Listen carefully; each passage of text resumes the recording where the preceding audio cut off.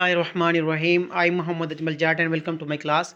Student last topic हमने discuss किया था स्पीड ऑफ साउंड, ठीक है, जिसके अंदर हमने न्यूटन और जो है ना लेप्लास की करेक्शन, न्यूटन करेक्शन के लिए हमने देखा था कि न्यूटन ने अपना रिजल्ट निकाला था 286 स्पीड ऑफ साउंड फाइंड करने के लिए, और जबकि लेप्लास ने इसकी करेक्शन की थी क्योंकि न्यूटन ने जो है ना बॉयल्स लॉ लिया था और टेम्परेचर को कांस्टेंट रखा था, जबकि लेप्लास ने जो है ना वो टेम्परेचर को यूज़ किया, उसने एडियाबेटिक प्रोसेस लगाया और उसके बाद उसने रिजल्ट निकाल दिया 333 मीटर पर सेकंड स्पीड, जो कि स्पीड की एक्चुअल स्पीड है एट स्टैंडर्ड टेम्परेचर।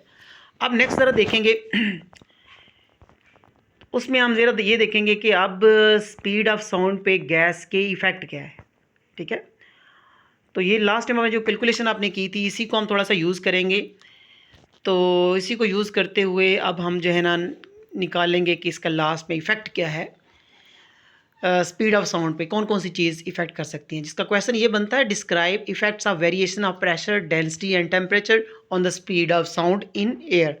तो सबसे पहले हम स्टूडेंट बात करेंगे effect of pressure on speed of sound, कि प्रेशर इंक्रीज़ करने से या डिक्रीज़ करने से स्पीड ऑफ साउंड पे क्या इफ़ेक्ट होता है।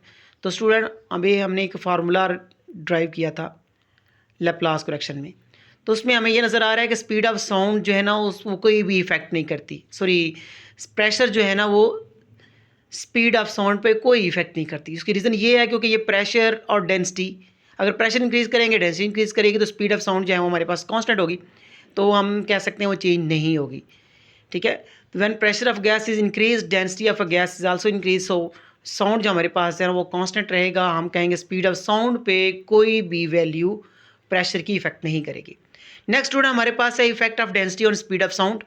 उसमें आप ज़रा देख सकते हैं कि प्रेशर, स्टूडेंट ये आपने गैमा पढ़ा था जो कि टेम्परेचर का फैक्टर था, ये प्रेशर है ऊपर पी और नीचे आपके पास डेंसिटी है। प्रेशर और डेंसिटी एक दूसरे के यहाँ पे जो डिवाइड हो रहे होते हैं ना, तो इसका मतलब ये एक दूसरे के डायरेक्ट रिलेशन है, ठीक है।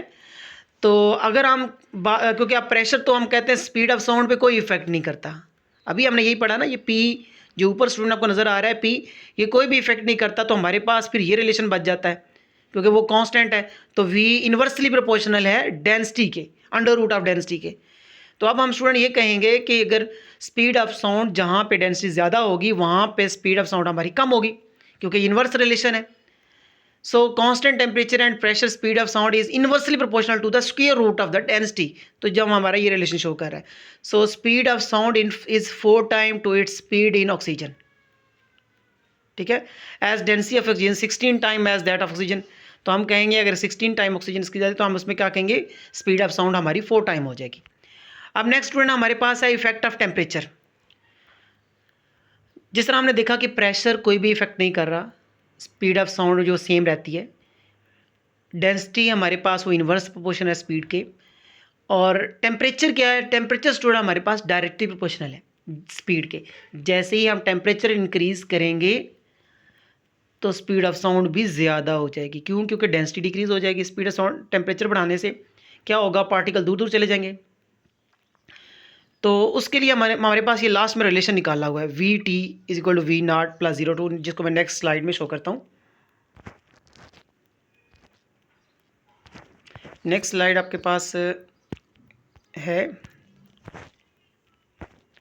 सॉरी नेक्स्ट स्लाइड मूव नहीं कर रही जी। स्टूडेंट इसमें नेक्स्ट स्लाइड में आप ज़रा देख सकते हैं, ये वाला रिलेशन आपने पढ़ा, वी टी का मतलब है speed at high temperature, V not speed at low temperature 0 पे, प्लस 0.61 टी, ये हमारे पास इफेक्टर है। तो इसमें ज़रा देखें वी टी, इसमें आपने टेम्परेचर ऐड करना है वी नॉट की जगह पे 1 ऐड करें, 10 डिग्री सेंटीग्रेड ऐड करें, जो भी टेम्परेचर इसमें ऐड करते जाएंगे ना वी नॉट की जगह पे, तो आप ज़रा देखें इसमें 0.61 टी, ये टेम्परेचर हमारे पास जो है ना फैक्टर ऐड होगा, तो इसका मतलब ये हुआ कि टेम्परेचर इंक्रीज़ करने से स्पीड ऑफ साउंड भी इंक्रीज़ होगी। तो स्टूडेंट ये वाला इक्वेशन जो है इसका प्रूफ लास्ट में लिखा हुआ है, प्रूफ आप देख सकते हैं, the formula of the ratio of the speed of sound and at high temperature and at 0 degree centigrade, वो हमारे पास है V T over V not, वो हमारे पास ये रिलेशन के इक्वल होता है। ये स्टूडेंट हम आप लिख सकते हैं, वी टी है, मैंने पहले बोला हाई टेम्परेचर, वी नॉट है speed at low temperature, capital T है हाई टेम्परेचर, टी नॉट का मतलब है इनिशियल टेम्परेचर या टेम्परेचर एट 0 डिग्री सेंटीग्रेड, ठीक है। तो इसको हमने टी नॉट को 0 डिग्री सेंटीग्रेड के लिए शो किया गया है, टी आपके पास हाई टेम्परेचर के लिए शो किया गया है, तो इनकी रेशो ये बनती है। तो इसमें स्टूडेंट आप वैल्यू पुट कर दें, ठीक है। 1 + t/273 ये हमारे पास इसका रिलेशन है। इसके ऊपर आप अंडर क्या कहते हैं स्क्वायर की फॉर्म में लिखा हुआ है, यहाँ पे स्क्वायर की फॉर्म से आपने दोबारा जो है ना इसको यहाँ पे कॉमन लिया हुआ है और आपने इसको मल्टीप्लाई किया अंदर और 1/2 को, तो आपके पास जो है ना ये रिलेशन आता है। नेक्स्ट आप इसको इस तरह प्रूव कर सकते हैं। ये छोटा सा रिलेशन था, इसलिए यहाँ पे बाइनोमियल थ्योरम यूज़ किया गया, आपको याद होगा 1 + वो nx वाला फार्मूला जो यूज़ किया गया, ठीक है। तो ये आपके पास प्रूव है। तो ये आपके लिए शॉर्ट क्वेश्चन था जो कि आपने डिस्कस किया, लास्ट टाइम रहता था, अभी टाइम शॉर्ट था इसलिए मुझे जो है ना ज़रा टॉपिक पे स्पीड लगानी पड़ी। तो इंशाल्लाह नेक्स्ट वीडियो में हम मिलते हैं। अल्लाह हाफिज़।